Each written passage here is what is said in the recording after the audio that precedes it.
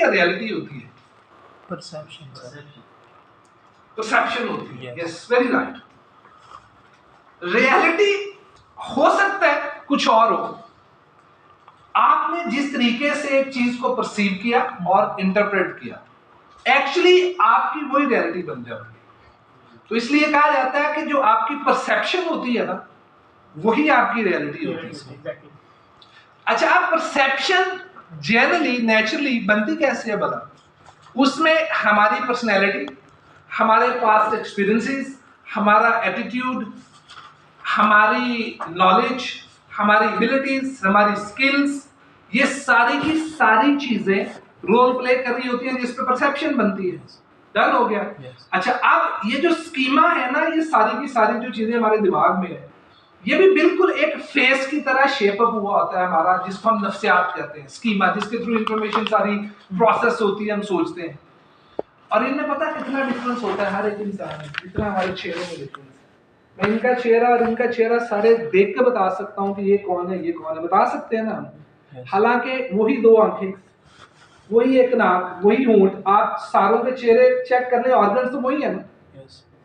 तो फिर डिफरेंस कैसे आ रहा है? 7 अरब बंदा है, उनमें से 6 अरब तो कम से कम आप पहचान ही जाएंगे कि ये मुख्तलिफ है, ये कौन है, हालांकि ऑर्गन सारों के सारे से।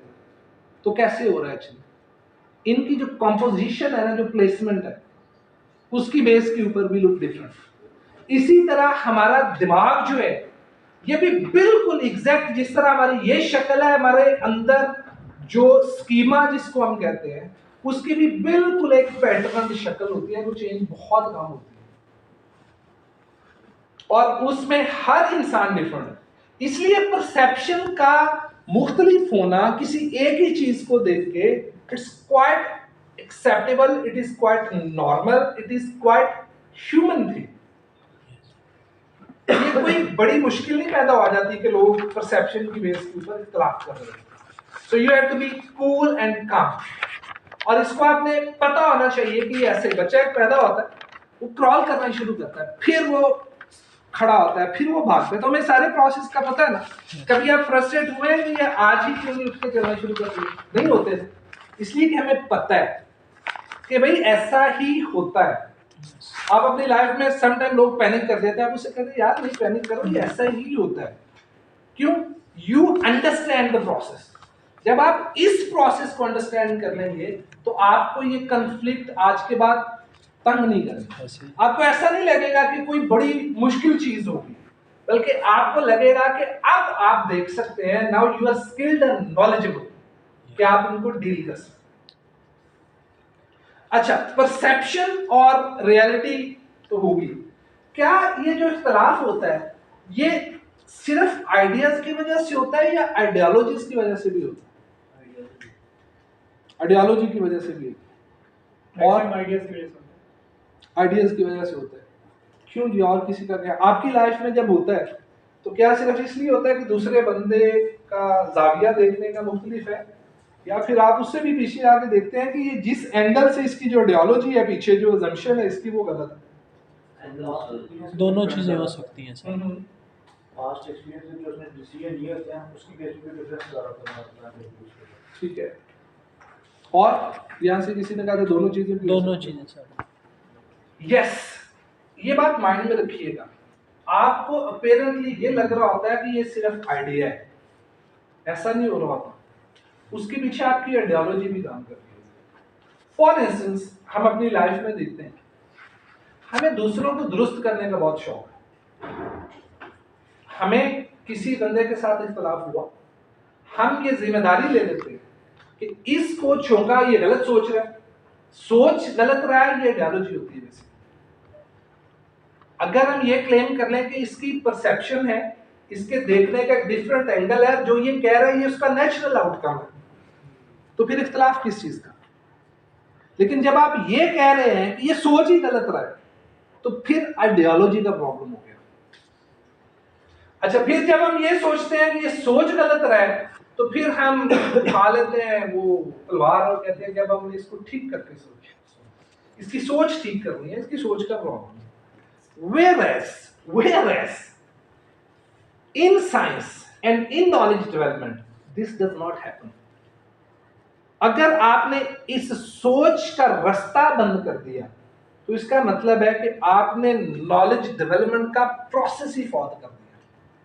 और जब आपने किसी एक बंदे को फिक्स किया अपने दोस्तों में, अपनी फैमिली में और अपनी ऑर्गेनाइजेशन में, तो 100 बंदा डर जाएगा। कभी आपके सामने ओपनली साइकोलॉजिकली सेफ वे में अपना इवन के पॉइंट ऑफ व्यू नहीं वो रख सकेंगे। ऐसे ही है। और आप ये देख लें कि जिन शख्सियात के सामने लोग अपना पॉइंट ऑफ व्यू ओपनली डरे और बिला खौफ रख नहीं सकते, उनके साथ कहाँ पे कम्युनिकेशन होती है, उनके साथ क्या नेगोशिएशंस होंगी।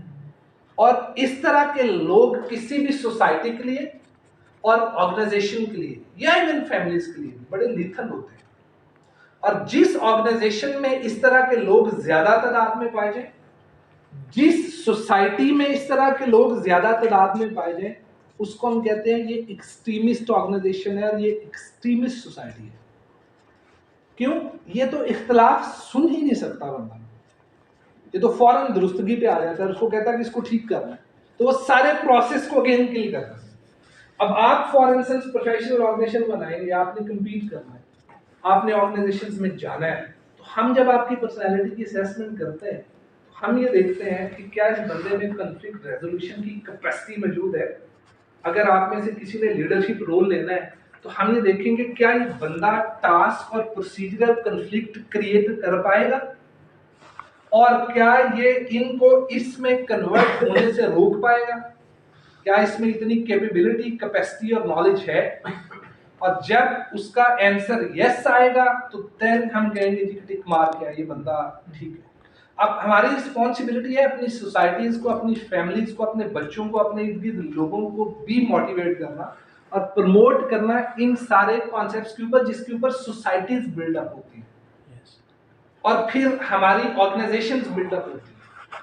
तो ये बहुत इंपॉर्टेंट है। अच्छा, इससे आगे मैं आपसे एक और चीज इसी से रिलेटेड पूछना चाह रहा हूँ कि ये भी पता चल गया कि परसेप्शन ही रियलिटी होती है और आइडिया और आइडियोलॉजी होती है।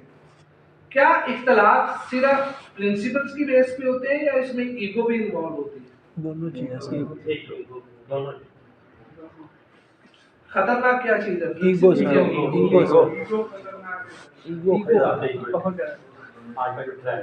है ना। ईगो आपको हकीकत को देखने से रोक देती है। अच्छा, देख लें, रिलीजियसली भी देख लें। मैं हमेशा कहता हूं कि हमने तो मैं मैनेजमेंट साइंसेज में do try to bring like all those concepts जो कि बेसिकली एक अच्छा मैनेजर क्रिएट करते हैं। अब आप देख लें, पहले वो खुशामदियों से महफूज रहने का तरीका बता दिया गया कि इनको दूर रखें, आप जिंदगी में कामयाब रहेंगे। दूसरा, सबसे ज्यादा जिस चीज को रिलीजियसली अल्लाह नबी ने जो है वो कंडेम किया, वो क्या था? ईगो। ईगो बेसिकली, अच्छा ईगो बेसिकली आती है क्या, कहां से, क्यों होती है ईगो? अपने आप को बड़ा समझना। अच्छा, मुझे एक बात बताएं, गुस्से को हराम क्यों कहा गया? गुस्सा तो एक जज्बा है, वो तो इसका आउटकम है। हराम क्यों है? फॉर इंस्टेंस हराम की डेफिनेशन होती है ना कुछ चीजें, तो गुस्से को हराम क्यों? एक जज्बा है, गुस्सा एक जज्बा है, मोहब्बत भी एक जज्बा है, नफरत भी एक जज्बा है, मजीद खराबियां पैदा करता है। चलिए, इसको रोक दिया गया, लेकिन इसके पीछे क्या आइडियोलॉजी होगी गुस्से के पीछे? गुस्सा इंसान को क्यों आता है? गुस्सा हमेशा छोटे पे आता है, बड़े पे आ नहीं सकता। छोटे पे आता है इस वजह से क्योंकि मैं बड़ा हूँ, मुझसे जैसे बात कर रहे हैं। ठीक है।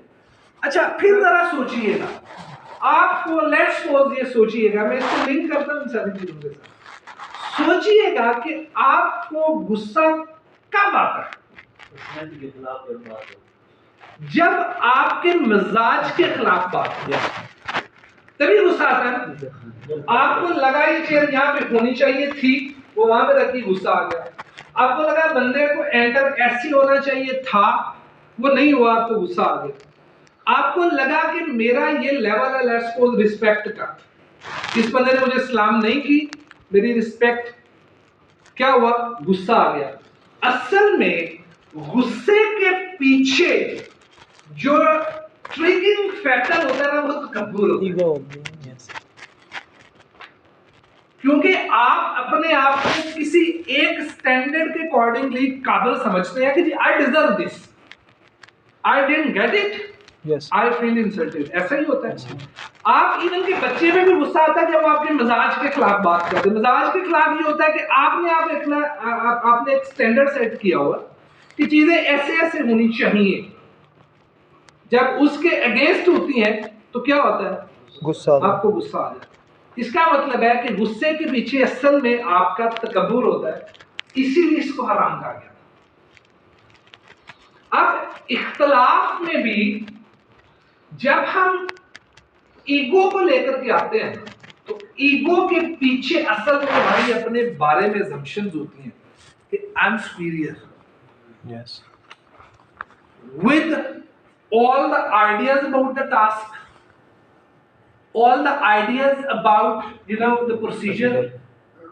जब आप में वो ईगो आती है तो आप कहते हैं कि I am actually the best one, मैं बताता हूं कि ये काम कैसे कैसे करने हैं और कौन सा काम करना है, कौन सा नहीं करना। अच्छा, अब ये आप देख लें, अपने कंट्री में देख लें इस टाइम जो हमारी डिजास्टर है, इसमें कहां पे ईगो प्रिवेल कर रही है। और जब ईगो होती है तो public is not heard actually, public को रिस्पेक्ट ही नहीं करते आप, क्योंकि आप समझते हैं कि I am the supreme one. इसीलिए ये सबसे बड़ा जो प्रॉब्लम था ये होता था किंगडम में, जब किंग फैसला करता। आप देख लें जब शरीयत आई तो उसने जो अपना मॉडल दिया गवर्नेंस का, उसने कहा किंगडम ठीक नहीं है, क्यों, इसमें से नहीं है लोगों की ना। तो डेमोक्रेटिक या शूरा, ये सारे के सारे कॉन्सेप्ट्स उसमें आए, और उसकी रीजन ये थी कि अगर लोग आइडियाज नहीं देंगे तो आप कभी भी बेहतर इंप्रूव नहीं कर सकते। You understand my point? Yes. So ego is actually the second lethal and the most contributing factor when these conflicts all right, turn destroy, into destroy, destruction. yes, अच्छा, इसलिए अब मैं मैनेजर के तौर पे क्या करूंगा, मैं जब भी कोई बंदा टीम में अपॉइंट करूंगा या मैं कोई बंदा ऑर्गेनाइजेशन में हायर करूंगा, तो मैं उसका साइकोलॉजिकल टेस्ट करके देखूंगा कि ये इगोइस्टिक कितना है। और जिसका ज्यादा स्कोर इगोइज्म के ऊपर आ रहा होगा, that person is not somehow considered good for teamwork and for any kind of like social work, क्योंकि at the end of the day we are humans, we have to live together, we have to help each other and we have to get and grow and thrive together. इसके अलावा कोई दुनिया में concept नहीं है अभी कि आप इंडिविजुअली या आइसोलेशन में प्रमोट कर सकते हैं अपने आप को, ग्रो कर सकते हैं, थ्राइव कर सकते हैं। वो अदारा हो, वो सोसाइटी हो, वो मुल्क हो, वो दुनिया हो। तो we have to be global, we have to take